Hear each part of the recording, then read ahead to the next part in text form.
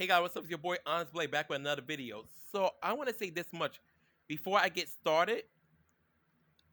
While I do love this character very much, this has been my favorite character since childhood. I do want to clear one misconception about Nina Williams. So my friend Justin sent me this video by another YouTuber, which his video will also be in the description. So please check it out. And it's pretty much about Nina being a terrible assassin. And I'm gonna say this much. It's simply due that Nina's targets are the Mishimas, and for those who have not been living under a rock or didn't get into Tekken yesterday, the Mishimas are the star characters. Even though they're not everybody's favorite, they are the franchise main characters.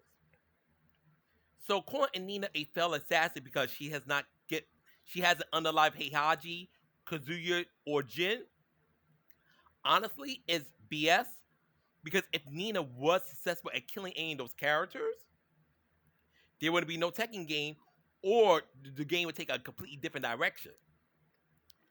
Second of all, Nina has gotten successful kills. Rather it be like off-screen targets that don't matter to the story.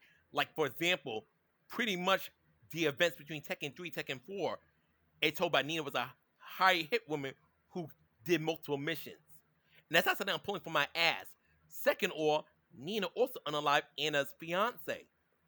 So, and she could have easily taken out her own son in Tekken 4, and her, according to her ending, regardless of her ending is canonical or not, she chose not to because she had mixed feelings about unaliving her own child, even though she's not close to Steve. But to call Nina a failed assassin, she isn't a failed assassin because she hasn't got rid of any of the main characters. Let's be real. Let's say, for example, Nina's target was Forrest Lore, Julia Chang, Becto San. Those characters are not as vital as the Mishimas or the Kazamas. So those characters, if those were Nina's targets, 9 out of 10, those characters would be eliminated. But because Nina's targets are Heihachi, Kazuya, Jin, who have these divine, unexplainable powers, as you can see with Heihachi's ass come back from freaking being thrown in a volcano in Tekken 7 and return to Tekken 8. So this whole thing with Nina's a bad assassin, Nina's a bad assassin. If Nina successfully took out any of the Mishimas or the Kazamas, Tekken wouldn't be the game it is today. Like, let's look at another character I think is a great assassin, just not for the main cast. Christy from Dead or Alive. Christy has canonically killed Elena's mother, and we've seen her take out this guy at a strip club in her Dead or Alive 4 ending.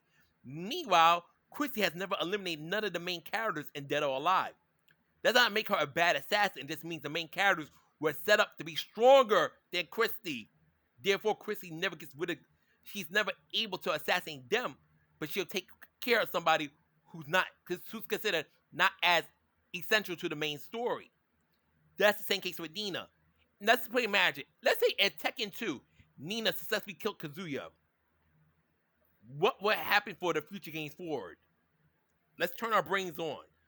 So instead of calling Nina Williams this failed assassin, just because she has not taken care of any of the main characters that she's been targeted against, doesn't make sense to me because Nina is very competent, but if she was written to the point where she could execute Heihachi, execute Kazuya, execute Jin, that will either make her too much of a Mary Sue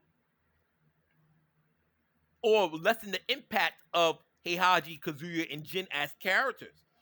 So while her story does revolve a lot of times her going after Mishimas, that doesn't mean she's always going to be successful. Either A, she had a roadblock with Anna, could either her and Anna start beefing, and that's the roadblock there. And before people say, why she never killed Anna?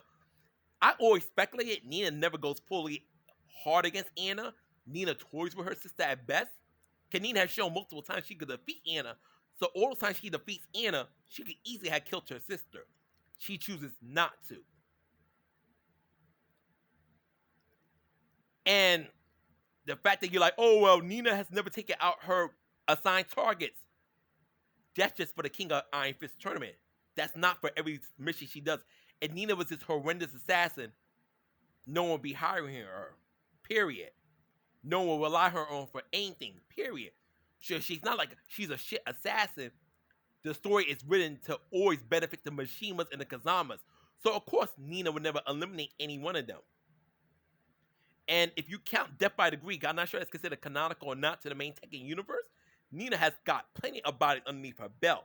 It's just that she has not successfully taken out any of the Mishimas or the Kazamas because the game writes her that way. She's not an incompetent assassin. The Mishimas and the Kazamas are protected by plot armor. Please keep that in mind. Regardless if you like Nina or not, let's turn our brains on. But anyways, I just want to give my piece on that because that video, I didn't watch it through because to me, it's not about the person bashing Nina so much that bothered me. It's just the fact that no one put their brains together. Thought long enough to be like, hey, of course Nina never succeeds her mission killing Heihachi, Kazuya, or Jin because those are the story's main characters. If she was successful at killing any one of them, the story would take a different direction or the story had ended. Turn it on.